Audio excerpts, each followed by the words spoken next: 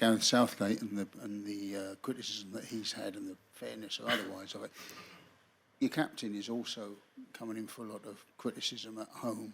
Could you explain, as a long-standing teammate of his with England, what exactly he brings to a team, just as a player and also as your captain, as a person? Yeah, of course he brings leadership firstly, and I think when he's on the pitch, you know, he makes other players feel positive. I think we all feel very positive when he's on the pitch because, you know, he's our leading goal scorer for England. You know, at any time he can score a goal and make that difference. So yeah, he's a very important player. He's our captain. So yeah. And was that, just to follow up, was that in reverse how you felt when you played against him, whenever you've played against him, whether Manchester United or what? You know, is there a certain awe that comes with Harry Kane being on the pitch and yourself as a defender? It's different when he's there. No, of course. Like I said, I think he's a world-class player, and he is one of them players that you give him time in and around the box, he'll score. He takes opportunities. We know that. We see it day in, day out in training. We know the qualities he has and what he brings for the team, and you know, it's really important for us that he's on the pitch. Anything you remember? Any specific game you remember at all against him? Nah, not any specific game. I just think, like I said, I think we all know his world-class ability and what he can deliver, and you know, that's important goals in important times, and we know that. Andy Dunn. Hi, Luke.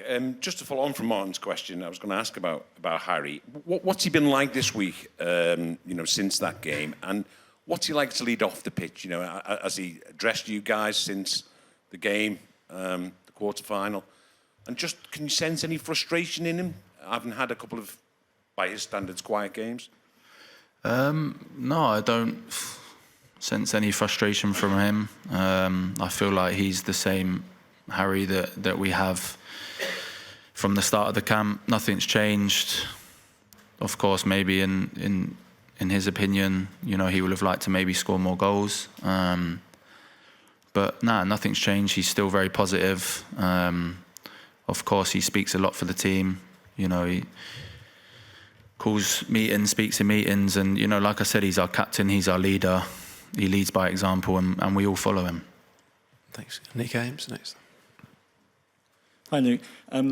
We saw the impact that you had the other day coming on after a really frustrating 4 months for you, and we saw as well the impact that Trent had putting that pen away when, after maybe a different sort of frustration, when you've been subbed a couple of times, for example.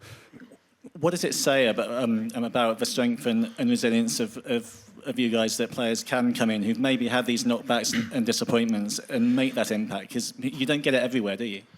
No, of course, but I think that's what's important for us as a group, as a team. I think that's the example Gareth sets, and Steve. You know, like I touched on earlier, the ones that are not playing, the ones that, you know, have to do them tough trainings the day after the game, after not getting on, I think they're the most important ones, because, you know, they're the one that leads training, leads the positive vibes. And I think, you know, like I said earlier, I think you never know when your opportunity can come. So you have to make sure that you're giving 100% every day. So, you know, in the semi-final tomorrow, someone that might not have played on Wednesday, might not have played, might get an opportunity. So, you know, you have to make sure that you're doing everything right to be ready for that when it comes. Thanks, Nick. Craig. Hi, Luke. A lot has been made about the imbalance of the side. Can you give us a professional insight into what a left footer at left back brings someone like yourself? Why does that make a team better? I don't know, really. I think it might make the balance better. I think having a left-footed on that side. But I don't think it will change too much with the team. I think Trips has done really, really well. Always has done for his country, and he's a really important player for us. And for me, he's been brilliant. So yeah, I don't think too much can change. I think maybe a little bit of balance, but yeah, for me, he's been brilliant there. An extension of that question in many ways, but has your frustration been amplified, not just by the fact that you're injured, you want to get back playing, but by a belief that you can help the team? Yeah, of course. I think for me, I have to have belief that I can help the team, you know, and of course make the team better. I think, you know, maybe also Gareth sees that, and that's maybe why he did bring me, because he knows the qualities I have and what I can bring to the team.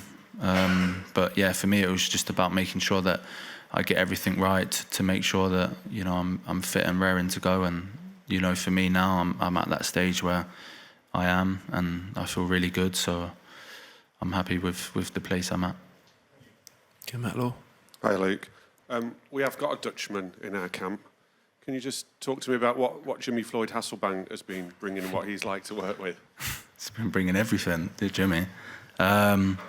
No, he's been really good, really positive. I think, yeah, he's been doing stuff in training with, you know, the strikers, taking some of the training. I'm not going to go into too much detail on what he does, but, you know, we're all really happy with Jimmy, and, you know, he helps not just the strikers, but a lot of the lads, and also has the advice of what he's done in the game to give to others. Can you give a bit of detail on the lighter side? Because he seems to like a laugh as well. I've seen him like pushing John Stones into the sprinklers, and he's constantly got a smile on his face. Yeah, no, I think that's just the way he is. He brings a lot of laughs, very confident, you know. So, yeah, he likes a little bit of a joke, and I think he just brings the positive energy around the camp and, you know, makes people smile. Thanks, Matt. You're there, and then Jory Lawton.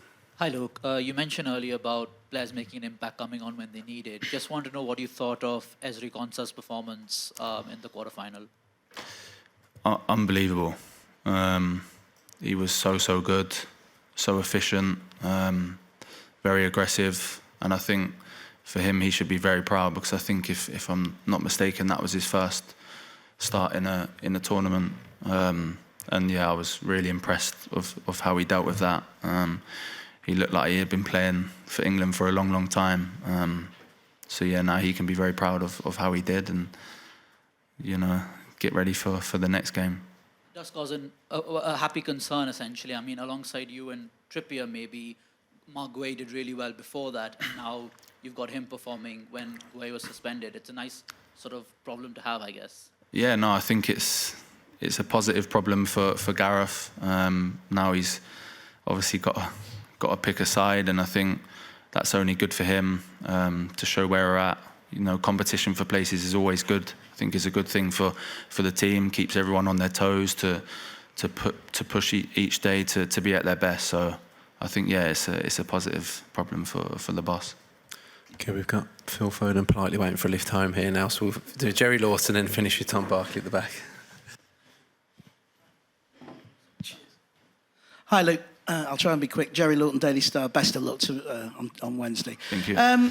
You've had to work so hard to get on the pitch here. You've really had to put it in. I was just wondering, a lot of players are on the beach. You're not. You're here. You've worked your socks off to get there. Why? What does it mean to you to put that England jersey on? It means everything. I think, yeah, there's been a lot of sacrifice and hard work to get in my position now. A lot of chats with Gareth and the medical staff, but, you know, I wouldn't change anything. I think playing for your country means everything to me, and I'm very honoured and privileged to be able to do that and to be in the position. So there was no way that, you know, that I would, if I had a slight chance that, and Gareth would take me, that I'd be sitting on the beach, because, you know, I'd much rather be here giving everything I can to try and help us, you know, win this tournament, because I believe we can. Earlier in the tournament, there was some quite brutal criticism in certain directions of early England performances, particularly in the group stage. I'm talking about Gary Lineker comments, etc. I was wondering if the squad has been able to use those comments, a bit Fergie style, if you like. We'll show them. Has there been a little bit of that to help rally the troops? I don't know, really. I think, obviously, we see them, but we just try to ignore it, focus on ourselves. I think maybe there is a little bit of added motivation from what people are saying. But look, like I said earlier, I think the most important thing is winning games. So we just keep having to do that. I think we're improving game by game in our performances. There's of course still more to come, but I think our main priority is winning games. And I think as long as we're doing that, then it doesn't matter what people are saying about how we perform. And just finally, the fans, you've seen the scenes at home. Complete madness. Babies called Jude, beer flying, hangovers, people calling in sick. You're in a bubble.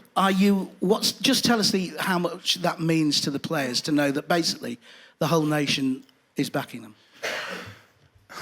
No, of course it means everything. I think this is what we do it for. We do it for the fans, for the families, for our families, and the love of football. And I think, like you said, we're in a bubble, but we see it all. We love seeing the videos and people at Box Park going crazy. And I think even that it's extra motivation. Seeing what how happy we make people, and I think extra motivation to keep on doing that and keep them smiles on the faces. Thanks so much. Cheers. And last one at the back with Tom Barkley. Cheers. Sorry, Phil. Hi, Luke. Tom Buckley from The Sun.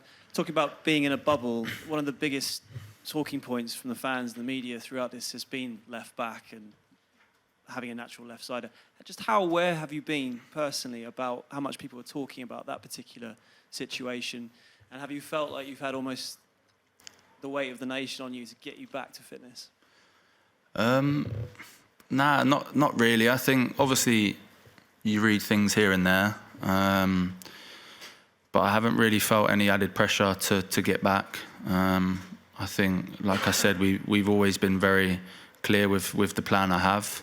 I think, like I said, obviously I had a little setback, but we still had the plan in motion, so there was no added pressure. I think, of course, I wanted to be back out there on the pitch as soon as I can, but there was no rush. I think we knew what we was doing, and like I said, I think that's obviously behind me now. I'm fit and ready to go, so I feel good. And just finally, you're the only Englishman to ever score in a Euros final, but when you were talking about it yesterday on Lions Den, you just said it sort of didn't matter because obviously what happened with the result. Is that how you feel about it looking back? Do you not have any happy memories of that at all, that particular goal? It's hard to have happy memories, I think. I try not to think about it, and for me, I think,